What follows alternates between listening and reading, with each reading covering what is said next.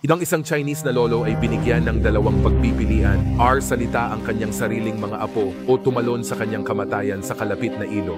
Ano sa tingin mo ang ginawa niya? Ito ay isang totoong kwento na naganap 80 taon lamang ang nakalipas noong tinatawag ng karamihan ang Asian Holocaust.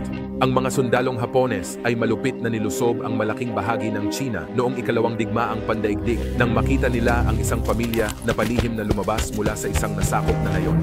Ang pamilya ay tumatakbo patungo sa isang tulay sa pag-asang makatawid sa isang ilog at makatakas sa ibang lungsod. Ngunit ang mahirap na pamilyang ito ay binubuo ng maraming kababaihan, kabilang ang mga kabataang apong babae na nangangahulugang sa kabila ng pagsisikap ng pamilya, naabutan sila ng mga sundalong Hapones. Nang mahuli sila, agad na sinimula ng mga salbahing sundalong Hapones ang paghuhubad at pananakit sa mga kababaihan.